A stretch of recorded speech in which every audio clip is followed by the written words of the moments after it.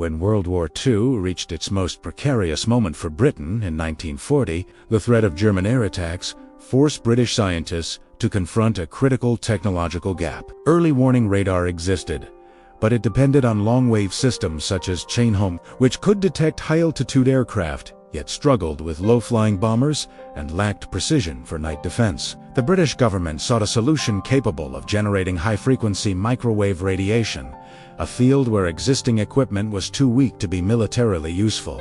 In February 1940, at the University of Birmingham, physicists John Randall and Harry Boot achieved a breakthrough that changed not only the war's trajectory, but the future of global communication.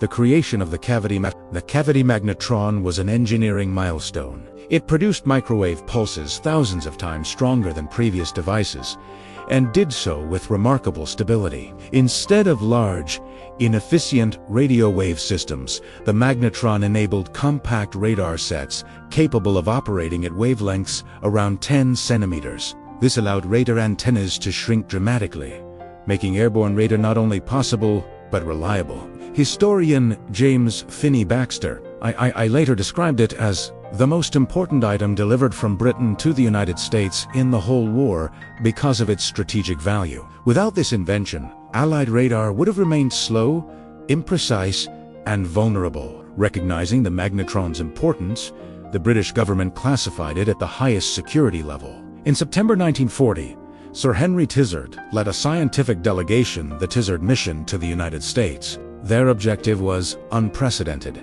to share Britain's most advanced technological secrets in exchange for American industrial capacity. Among the items Tizard carried was a small metal cylinder in a padded box, the cavity magnetron. When American experts at the National Defense Research Committee examined it, they understood immediately that it surpassed everything produced in American laboratories. Its arrival marked the beginning of one of the most important scientific collaborations of the war. Within months, the United States established a massive research operation at the MIT Radiation Laboratory Rad Lab to scale and improve the magnetron. Under the leadership of physicists such as Ernest Lawrence, Alfred Lomies, and Vannevar Bush, the Rad Lab became one of the largest scientific projects of World War II. Thousands of engineers, mathematicians, and technicians worked around the clock to adapt the magnetron for aircraft, naval vessels, and ground stations. Production ramped up rapidly. By 1943, American factories were manufacturing magnetrons by the tens of thousands. The device became central to microwave radar used in anti-submarine warfare, night interception, and precision bombing. The magnetron decisively strengthened Allied capabilities. Microwave radar helped detect German U-boats in the Atlantic, guided aircraft through fog, and provided targeting data independent of daylight. According to U.S. Navy reports from 1944, microwave radar played a significant role in reducing Allied shipping losses. Its success was a result of coordinated scientific and industrial mobilization, joining British innovation with American production power. The impact was immediate, measurable, and historically well documented. Yet the magnetron's influence extended far beyond wartime radar. After 1945, the same microwave generation principles became foundational for radio astronomy, long-distance communication,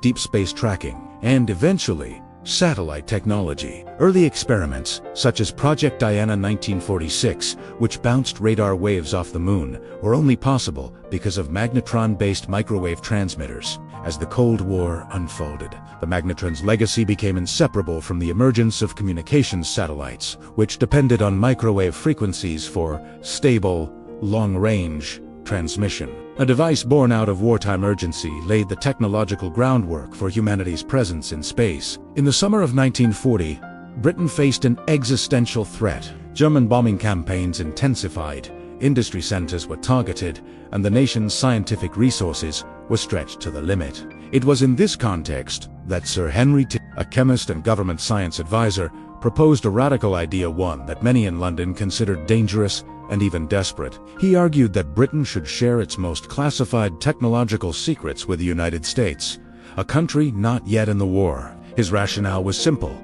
Britain had the innovations, but the US possessed the industrial capacity needed to exploit them at scale. If the Allies were to compete technologically, Cooperation was essential. This proposal led to one of the most consequential scientific exchanges of the 20th century. The Telstar mission. The mission began in August 1940, when Telstar assembled a small team of British physicists and engineers, including Edward Taffy Bowen, a leading radar expert. Their cargo included blueprints, prototypes, calculation tables, and classified notes representing the cutting edge of British science. Among these items was the cavity magnetron, the wartime invention destined to revolutionize radar. The magnetron was carefully transported inside a padded metal box, secrecy so vital that only a few senior officials had authorization to handle it. Bowen later recalled that British scientists understood they were carrying the key to the future of radar. Upon arrival in Washington, D.C. in September 1940, the delegation met with members of the National Defense Research Committee, NDRC, led by Vannevar Bush.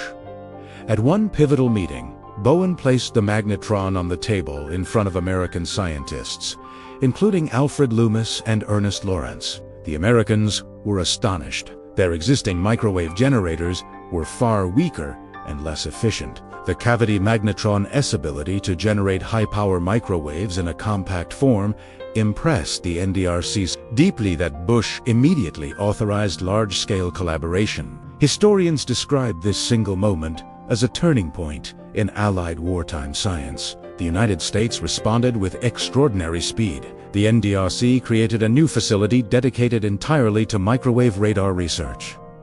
The MIT Radiation Laboratory, known simply as the Rad Lab. Loomis, a financier and amateur physicist who had already funded radar research, became one of its driving forces. He recruited hundreds of top scientists, many from universities like MIT, Harvard, and Berkeley. Their task was clear: refine the magnetron, scale production, and integrate microwave radar into American aircraft and naval vessels. By the end of 1941, the Rad Lab was one of the largest scientific programs in the world, employing more than 3,000 researchers. The magnetron was quickly adapted into operational systems.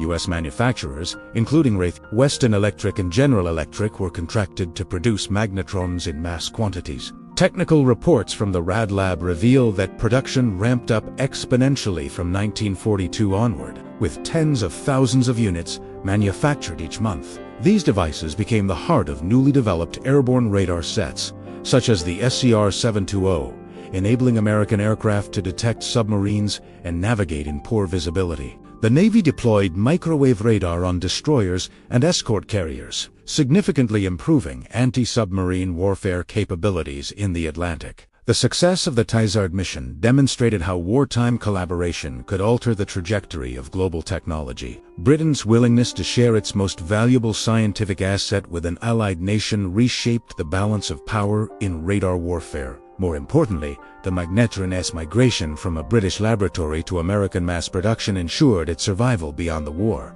What began as an act of strategic cooperation would later enable achievements unimaginable in 1940. Long-distance microwave communication, deep space tracking, and the development of early satellites. The mission had delivered more than radar. It had delivered the technological foundation for the next era of human communication. When the British cavity magnetron arrived in the United States in 1940, it became immediately clear to American scientists that the device could only fulfill its potential through a coordinated, large-scale research effort. The U.S. government acted quickly. Under the guidance of Vannevar Bush, chief of the Office of Scientific Research and Development, a new laboratory dedicated entirely to microwave radar was established at the Massachusetts Institute of Technology. It was officially called the MIT Radiation Laboratory, and within months, it became known simply as the Rad Lab. Its mission was unambiguous: transform the magnetron into fully operational radar systems, and do so faster than any enemy could respond. The Rad Lab opened in November 1940.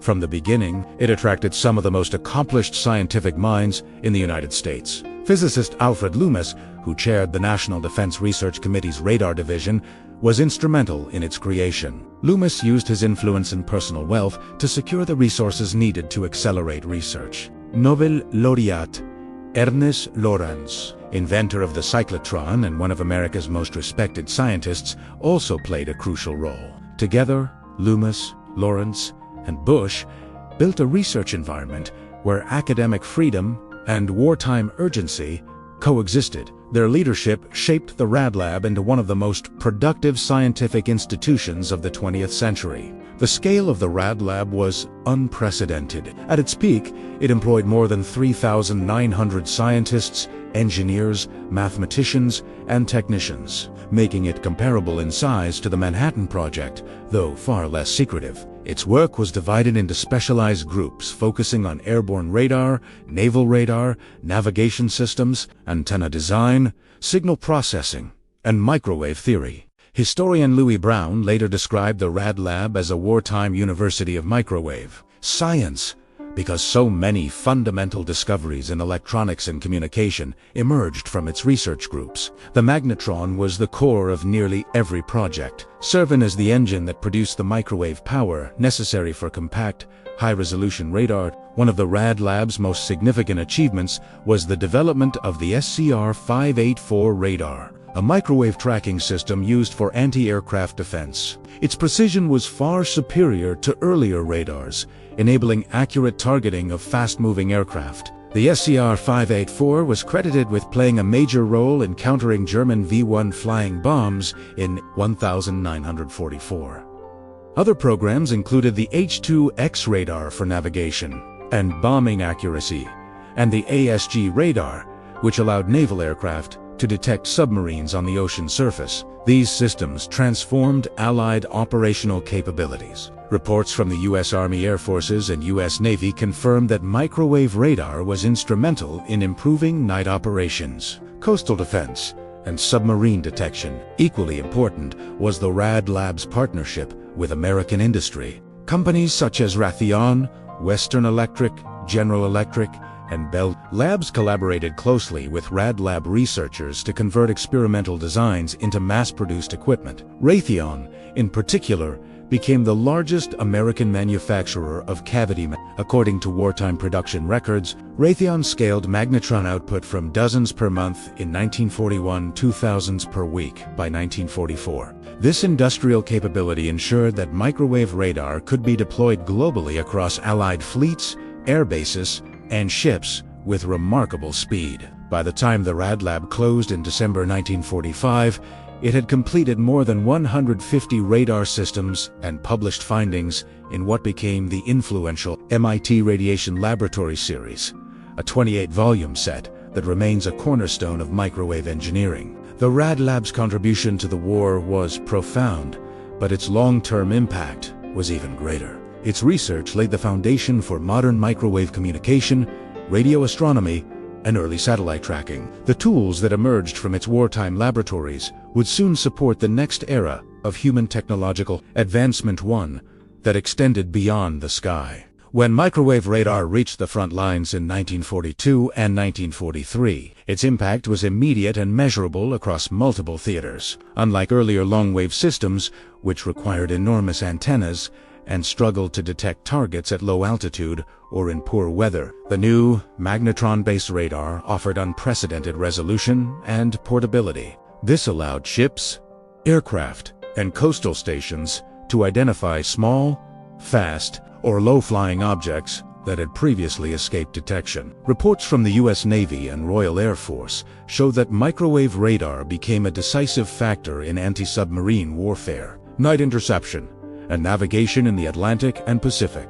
It transformed combat not through destructive force, but through information by giving Allied forces the ability to see what had once been invisible. One of the most significant applications occurred in the long struggle against German U-boats in the Battle of the Atlantic. Earlier radar often failed to detect submarines traveling on the surface at night or in fog, but magnetron-powered radar, such as the ASV Mark III, British and the American ASB airborne radar dramatically improved detection capabilities. According to U.S. Navy records, aircraft equipped with microwave radar could now locate submarine conning towers at distances previously impossible. This forced German U-boats to dive more frequently, limiting their speed and operational range.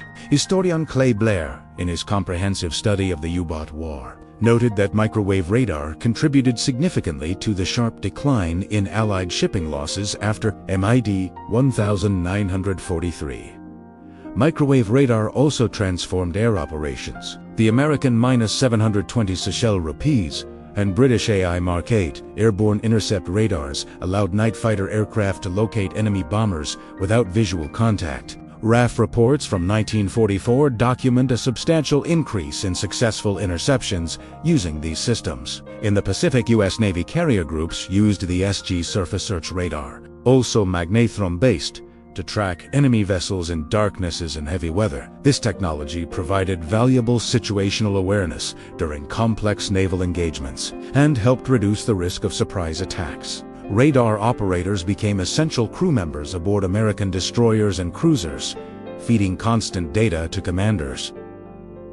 Navigation also benefited greatly. Microwave radar allowed ships to identify coastlines, islands, and hazards, even in poor visibility, lowering accident rates and improving convoy coordination. The U.S. Army Air Forces used radar systems such as H-2X to conduct more accurate navigation during long-range bombing missions over Europe when cloud cover obscured ground references. Declassified mission reports from 1944 and 1945 highlight how radar navigation enabled aircraft to reach their targets with greater consistency, particularly during winter months when visual bombing was unreliable. These improvements strengthened operational effectiveness without increasing the destructive nature of missions. Microwave radar even aided rescue and life-saving efforts. Allied search and rescue aircraft use radar to locate stranded air crews and damaged vessels in the open ocean. This capability was especially vital in the Pacific, where vast distances and unpredictable weather complicated recovery operations. According to U.S. Air Transport Command records, radar-assisted rescues increased significantly after mid-1944, demonstrating that the technology played a humanitarian role in addition to its military applications. Radar's ability to penetrate fog, rain, and darkness turned the ocean from a blind expanse into a measurable environment.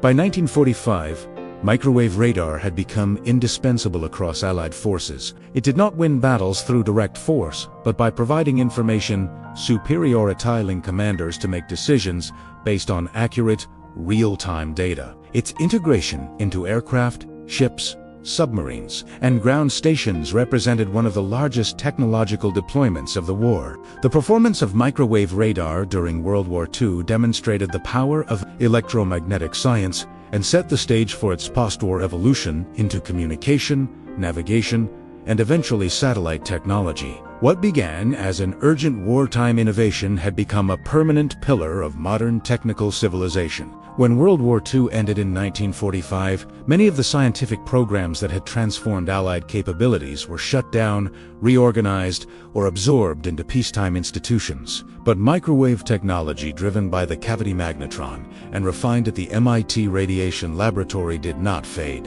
Instead, it entered a new phase of development shaped by universities, government agencies, and private industry. Although the Rad Lab officially closed in December 1945, its legacy was preserved in the MIT Radiation Laboratory series, a 28-volume publication documenting every major technical discovery made during the war. These books became essential references for engineers worldwide and ensured that microwave research would continue long after the last battlefield radar was switched off. Many of the Rad Lab's scientists transitioned back into academic and industrial roles, carrying wartime expertise into the civilian research sphere. Physicists such as Gerald Zacharias, Louis Smullen, and David Ritchie continued developing microwave electronics at MIT, Bell Labs, and other institutions. Their work maintained momentum in areas such as high-frequency communication, electromagnetic theory, and antenna design. Meanwhile, the U.S. government recognized the importance of sustaining advanced electronics research. Agencies like the Office of Naval Research, ONR,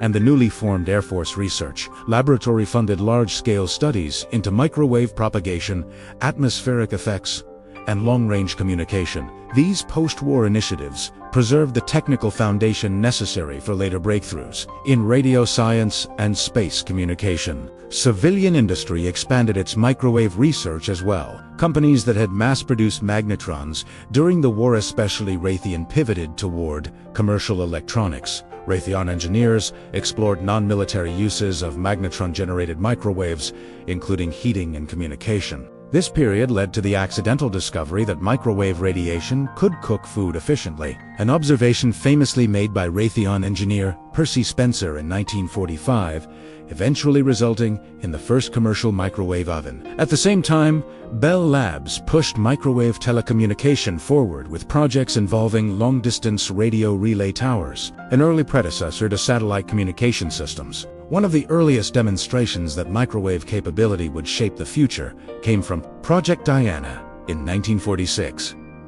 Conducted by the U.S. Army Signal Corps at Fort Monmouth, New Jersey, the project successfully bounced radar signals off the moon and detected the returning echo. This was the first time humans had sent a signal beyond Earth and received it back, and it relied entirely on high-power microwave transmitters rooted in magnetron technology. Project Diana proved that radio waves could travel through the Earth's atmosphere and return from space, a discovery essential for satellite tracking and deep space communication. Without the wartime magnetron, such a demonstration would have been technically impossible at the time. By the late 1940s and early 1950s, microwave technology had become central to national security planning. The emerging geopolitical tensions of the Cold War pushed the United States to invest in radar networks, early warning systems, and communication links spanning thousands of miles. This included the Distant Early Warning Line, DEW Line, and long-range microwave relay stations that connected North America. These systems were direct descendants of wartime research, refined but structurally similar.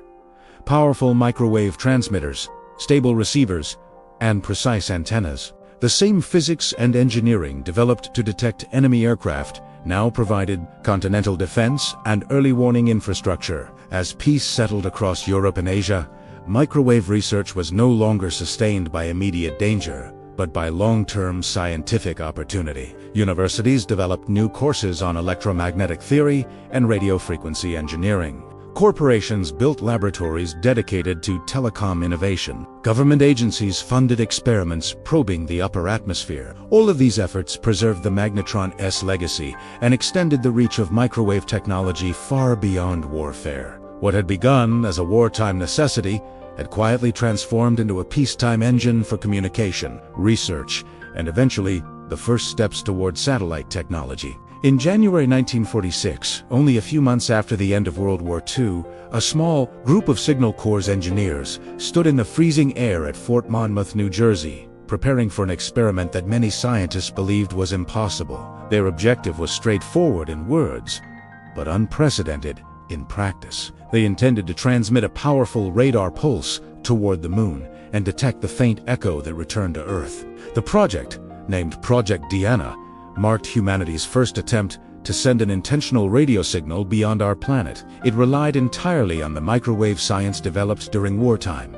particularly high-power transmitters derived from magnetron technology. For the first time, the boundaries of radar would be tested not against aircraft or ships, but against the heavens.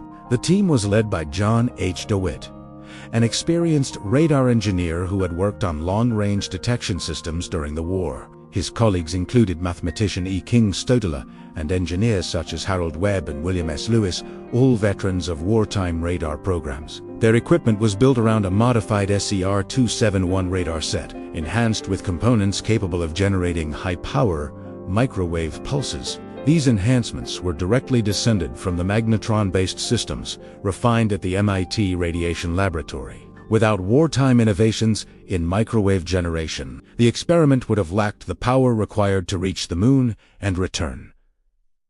The technical challenges were immense. The moon is an extremely weak radar target, reflecting only a tiny fraction of the energy transmitted toward it. Engineers had to account for the moon's motion, atmospheric interference, and signal dispersion over hundreds of thousands of miles. They also needed a receiver sensitive enough to detect an echo billions of times weaker than the original pulse, according to official Signal Corps reports. The team spent weeks adjusting antenna positioning, recalibrating timing circuits, and conducting trial transmissions. Their final setup involved a massive 24-meter parabolic antenna, originally built during the war, now repurposed for a scientific mission rather than military defense.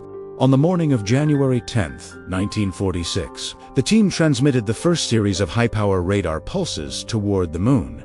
They waited for approximately 2.5 seconds time it takes for a radio wave to travel to the lunar surface and return. At first, the receiver showed only atmospheric noise. Then, faintly but unmistakably, a small spike appeared on the The radar signal had returned. Project Diana had succeeded. The echo was captured repeatedly that day, confirming the result. For the first time in history, humans had established two-way communication with another celestial body. DeWitt later described the moment simply: "It was there. We saw it." After that, everything changed. The implications were profound. Project Diana proved that the Earth's ionosphere layer of charged particles did not block high-frequency radio waves, as many had believed. This discovery opened the door to long-range communication through space. It also provided essential data about signal reflection, propagation, and atmospheric absorption, which later engineers would rely on when designing early satellite systems. Microwave transmission, refined during World War II for radar, had now revealed itself as a tool for exploring and communicating beyond Earth. The experiment became a cornerstone for early space, science, and radio astronomy. Project Diana also marked the beginning of the United States' transition from wartime military electronics to peacetime research aimed at understanding space. It directly influenced subsequent programs such as Project Echo 1960, which launched the first passive communications satellite, and Project Score 1958, the first active communications satellite. Both depended on microwave communication principles that originated in wartime magnetron research. In retrospect, Project Diana represented the symbolic and technical bridge between World War II radar innovation and the space age. What had begun as a wartime race for survival was now propelling humanity toward the stars. By the early 1950s, the Cold War had transformed global communication into a strategic priority. The ability to send secure, long-distance messages rapidly was no longer merely a scientific challenge. Was a national security imperative for the United States. Microwave technology, born from wartime cavity magnetron research, became the backbone of America's expanding communication infrastructure. The same principle that had enabled radar to detect aircraft now allowed radio signals to travel across continents through relay towers. Companies such as AT&T constructed networks of microwave transmission lines linking major cities, military installations, and research centers. These early systems proved that microwave communication was reliable over long distances, a necessary precursor to satellite communication. One of the defining features of Cold War communication was redundancy and speed. Microwave relay networks offered both. Unlike buried cables, which could be cut or disrupted, microwave towers transmitted line-of-sight signals over hundreds of miles. This design mirrored wartime radar chains, but repurposed them for peaceful communication. AT&T's long lines system, operational by the mid-1950s, connected the east and west coasts with an array of microwave towers, spaced roughly 30 to 50 miles apart. Declassified Defense Department documents show that many of these lines were integrated into the Defense Early Warning and Strategic Command networks, ensuring continuous communication in the event of an emergency.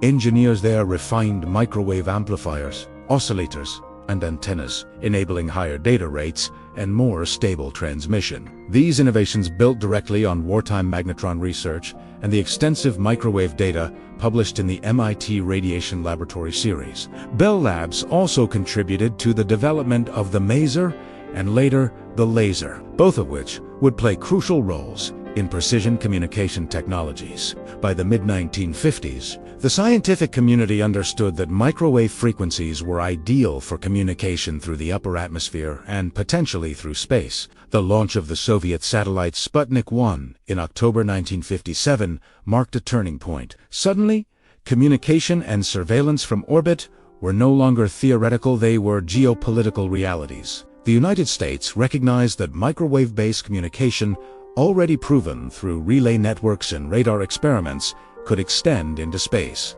This led directly to the development of Project Score in 1958.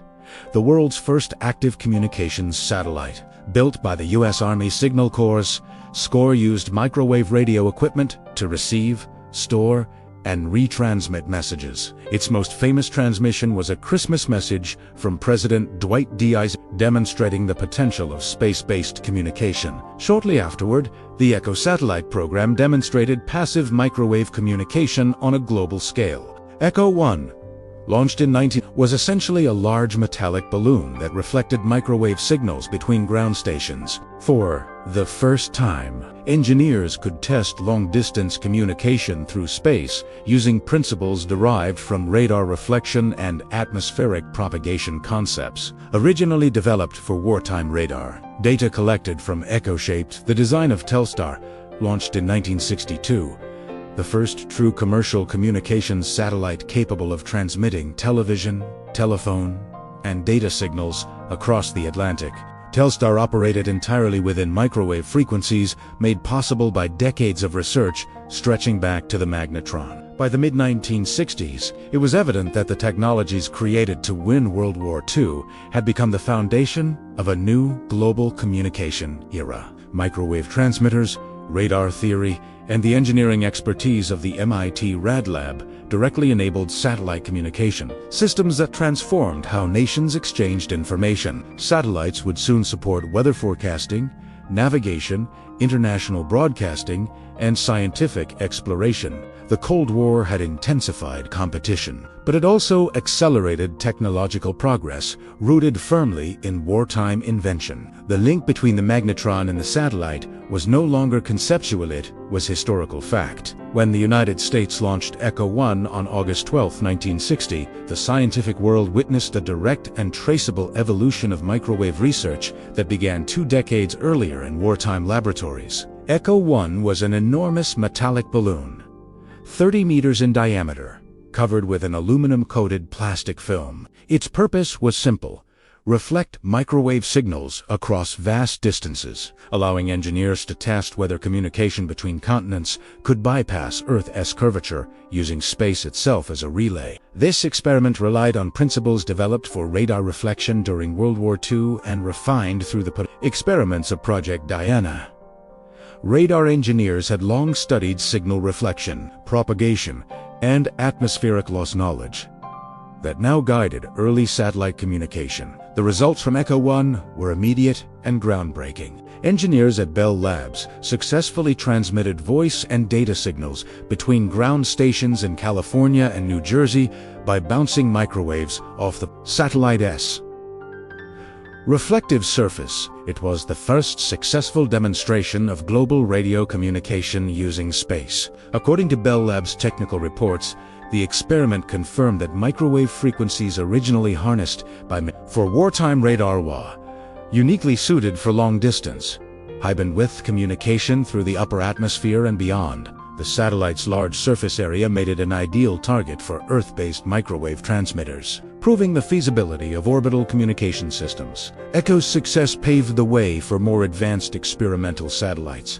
In 1962, the United States launched Telstar 1, the world's first active communications satellite. Unlike ECHO, which only reflected signals, Telstar amplified and retransmitted microwave signals using onboard electronic systems. Telstar was built around technologies developed at Bell Labs, many of which trace their origins to microwave circuits, cavity resonators, antennas, and signal processing techniques refined during the MIT Radiation Laboratory's wartime research. For the first time, transatlantic television broadcasts and live telephone calls became possible. Americans watched as Telstar transmitted images from France to the United States, an achievement unimaginable without World War II microwave breakthroughs.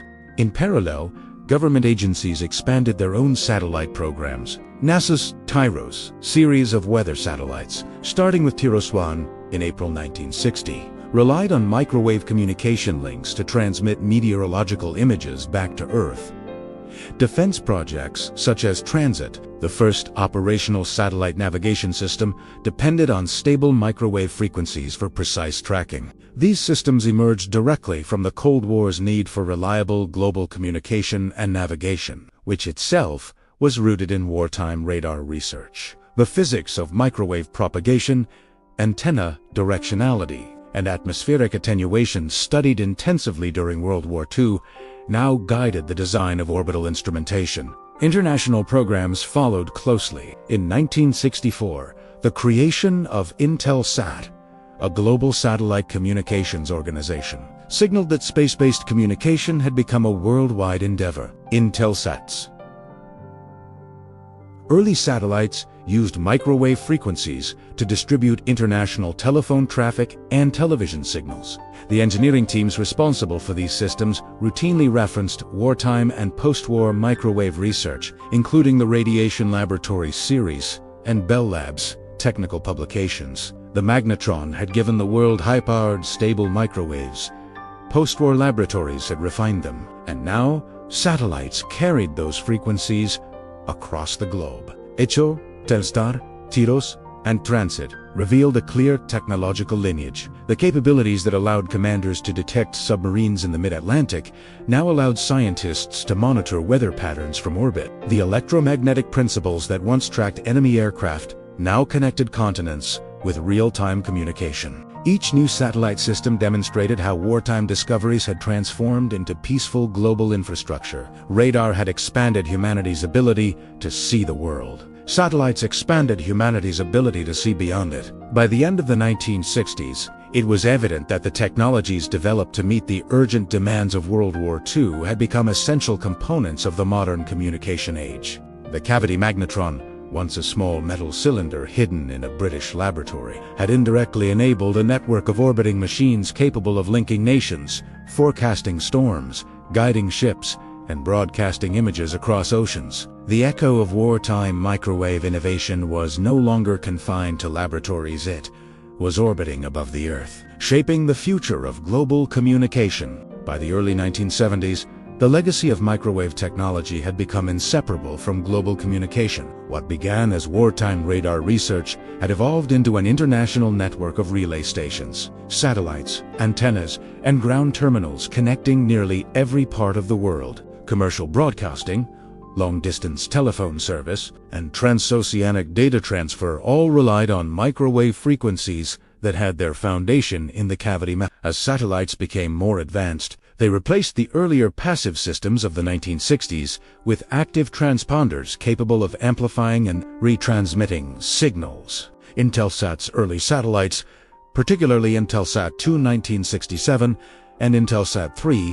1968, demonstrated the full potential of microwave communication, enabling regular international television broadcasts and high-capacity telephone circuits that linked continents with unprecedented clarity. Microwave technology also reshaped scientific observation. Meteorological satellites, starting with Tyros and evolving into the Nimbus and Geese series, probably did real-time weather monitoring that transformed forecasting accuracy. These satellites transmitted imagery and data using microwave frequencies optimized for atmospheric penetration. Their capabilities depended on decades of research into microwave attenuation, scattering, and antenna design principles refined during World War II and expanded during Project Diana and early radar astronomy. Meteorologists could now track storms, observe cloud systems, and predict severe weather events in ways that were impossible before the satellite era. The scientific impact extended beyond meteorology. Oceanography, climatology, and environmental monitoring all drew on microwave communication and sensing technologies. At the same time, the U.S. Department of Defense pursued a different but related objective: global navigation, building on earlier concepts from the transit system of the 1960s. American engineers began exploring the possibility of a satellite-based navigation network that could provide precise positioning anywhere on Earth. These studies led to the birth of the Global Positioning System, GPS. GPS required a constellation of satellites transmitting synchronized microwave signals that receivers on the ground could interpret to determine location. Early design work, including the 1973 Navstar proposal, relied heavily on microwave propagation theory. Timing, accuracy, and frequency stability areas, deeply informed by magnetron research and decades of refinements in microwave electronics. Broadcasting also entered a period of rapid innovation. The introduction of geostationary satellites beginning with SYNCOM-3 in 1964 and refined through the 1970 segundos created a stable platform for continuous global broadcasting. Microwave frequencies made it possible to transmit television signals from one continent to another in real time, helping shape a unified global media experience. Events such as the 1969 Apollo 11 moon landing, watched live by hundreds of millions worldwide,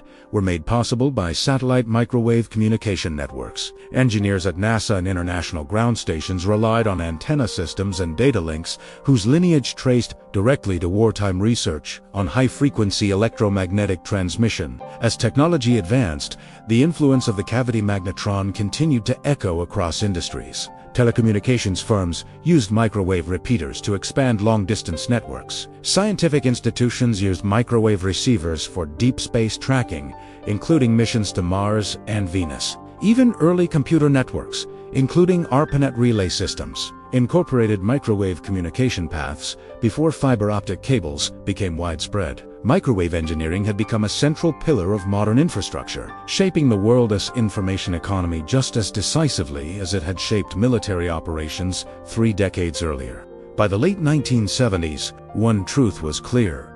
The technological world was now deeply interconnected in ways impossible without the wartime invention of the cavity magnetron. Communication, broadcasting, navigation, science, and even the structure of global commerce depended on the ability to transmit stable microwave signals across vast distances from Earth to orbit and back again. What had begun as an urgent wartime innovation had become the invisible architecture underpinning a connected planet. The final step would be recognizing the lasting impact of this journey from the laboratories of to the global digital networks of the modern age. By the dawn of the 1980s, the influence of the cavity magnetron had fully transcended its wartime origins. What began as a compact device built in a modest laboratory at the University of Birmingham had grown into a global technological architecture, one that shaped communication, broadcasting, navigation, meteorology, and space exploration. Historians now recognize the magnetron as one of the most consequential inventions of the 20th century, not because of its wartime use alone, but because of everything it made possible afterward. Without its ability to generate stable high-power microwaves, the world's satellite networks could not function. Modern communication, as we know it today, would rest on a far weaker foundation. The legacy is visible in every form of satellite communication that defines contemporary society. Weather forecasting depends on satellites transmitting microwave data to ground stations. Television networks rely on geostationary satellites to broadcast across continents. Transoceanic telephone calls, global internet routing, and even aircraft communication channels use frequencies and engineering principles that stem from the magnetron era. Even the earliest deep space tracking, including NASA's communication with lunar and planetary missions, relied on ground-based microwave antennas whose design principles originated in wartime radar laboratories. The chain of influence is direct, documented, and unmistakable. Without microwave generation, there would be no meaningful space communication. Navigation is another field transformed by this legacy. The Global Positioning System GPS, fully operational by the 1990s, uses precisely timed microwave signals transmitted by satellites in medium Earth orbit. These satellites broadcast at frequencies chosen for their predictable behavior in Earth's atmosphere, a knowledge base derived from decades of microwave propagation studies beginning in the 1940s. Whether guiding aircraft across oceans, helping ships navigate, or enabling everyday smartphone users to find their location, GPS depends on the scientific groundwork laid by magnetron-driven research. What began as military radar innovation grew into a civilian technology used by billions worldwide. The magnetron also reshaped scientific understanding of Earth and space. Radar-derived microwave sensing enabled the study of atmospheric patterns, sea surface conditions, and land use changes. Astronomers use microwave receivers to detect cosmic radiation and map celestial phenomena. In 1965, Bell Labs researchers Arno Penzias and Robert Wilson discovered the cosmic microwave background radiation, a foundational observation for modern cosmology is in a microwave antenna built for satellite communication. Their discovery which earned the Nobel Prize in Physics, was possible only because of the deep-rooted engineering tradition that began with World War II magnetron research.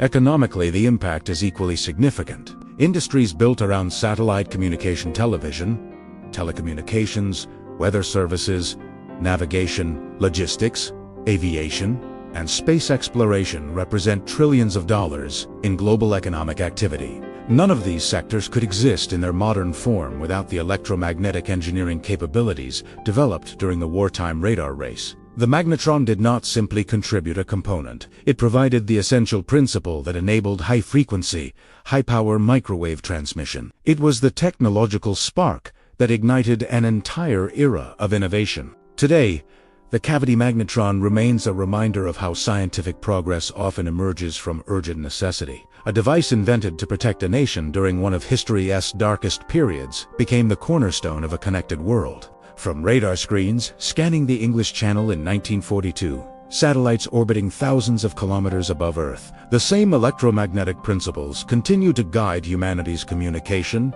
navigation, and scientific exploration. The magnetron's legacy is not only technological, without this wartime invention, satellites as we know them would never have existed, and the modern world would look profoundly different.